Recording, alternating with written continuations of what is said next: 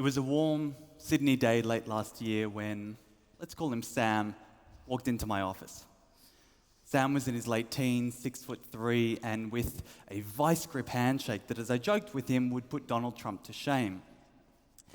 I've been in therapy with Sam for almost a month now, and I'm yet to get much more out of him than a couple of wry smiles, monosyllabic responses, unless we talk about surfing, in which case his eyes light up.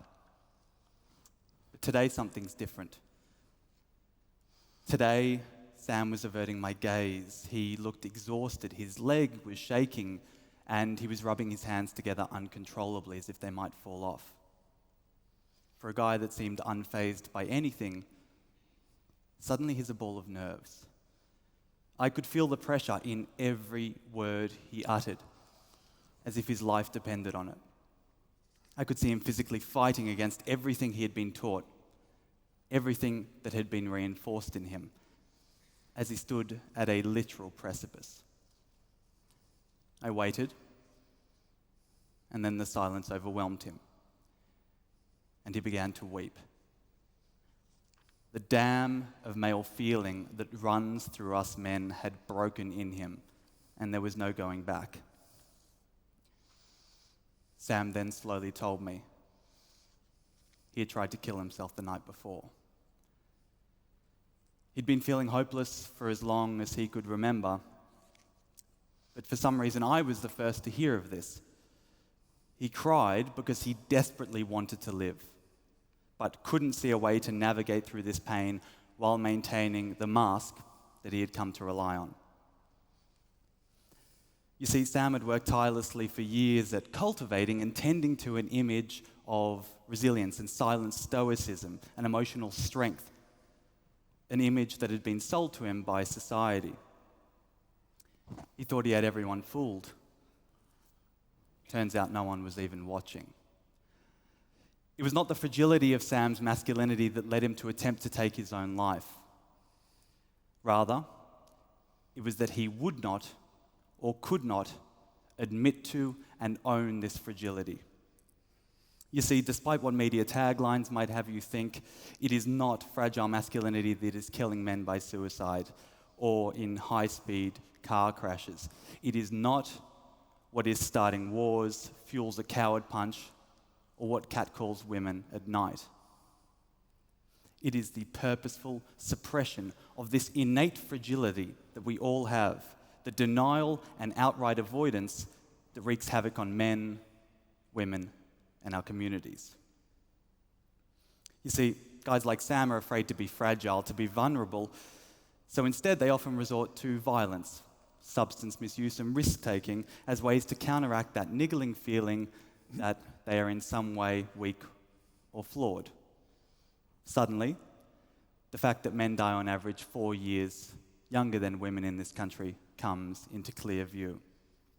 But Sam's is a single story replicated over thousands of times every week across Australia, and I'm sure you've all been touched by a similar story. But it's not merely anecdotal, as researchers for the past 3 or 4 decades have been trying to understand how and why this takes place.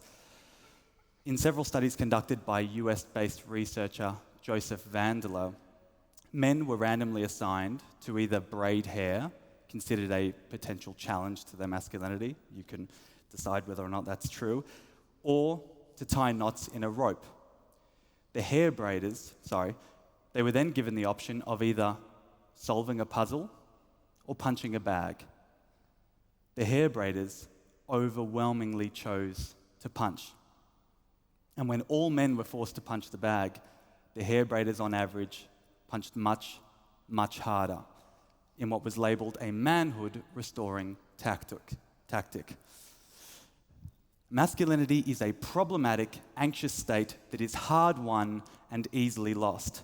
Men like Sam are often in a destructive cycle because the more they deny their vulnerability, their pain, physical or psychological, the more fragile and uncertain their life becomes, and the more intolerable this feels. When men's thoughts and feelings fester and remain unchallenged, stifled by fear, they calcify. And what follows are the I would call them, often detached, trigger-happy and confused behaviors that we see splashed across our front pages. Masculinity has become, over time, sold to these men as a one-size-fits-all way of being, and is now a tool for oppression, for repression, and now for depression. Men are powerfully concerned about how they are perceived in others' eyes, but we are those eyes. It's about time we rebrand and embrace the fragile as beautiful, as intricate, as complex, because that's what masculinity is. No longer can it be used as an insult leveled at the thugs and rapists that haunt the Hollywood Hills or that tweet their way through the White House halls. It is these men's utter disconnection from their own fallibility that spells disaster. We only continue to be complicit in a patriarchal weaponizing of the word when we describe morally vapid and unstable men as fragile. I'm so privileged in my work as a clinical psychologist to see the beauty and the beast of masculinity, the mateship and misogyny, on full, uncensored display as they coalesce and contradict one another. It's this uncertainty about how to move through the world that we should promote and seek to help men navigate as they learn to understand their identity as they grow. We need to open up, not shut down lines of communication early in our boys so that they know that they can admit that sometimes they've got no bloody idea what they're doing. They don't know why they threw that punch. They don't know why they cracked that joke.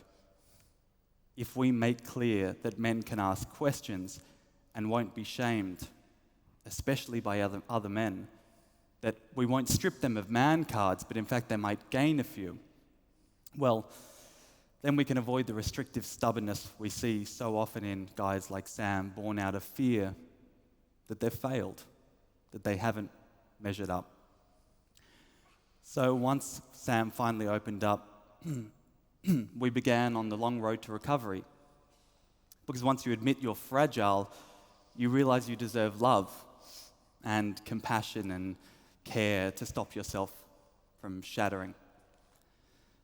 At the end of our time together, Sam gave me the suicide note he had written that day. As so often happens, he asked me to share it with the other guys that sat in that same chair. When he left, I looked down and noticed on the back of the letter, Sam had scrawled in red ink, "Take off the mask. I promise you'll be able to breathe easier." Sam is thankfully still here, but plenty of men are not. If only they'd known and embraced how truly fragile they were rather than expending endless energy railing against it. Many more boys would have their fathers, parents their sons, and wives their husbands. We must treat men delicately, tenderly, and with compassion. We should all model wearing our fragility with pride so that young guys growing up in the world don't see it as a marker of shame, but one that just might save their life. So, in closing, masculinity. How fragile is it? The more fragile, the better, I say. Thank you.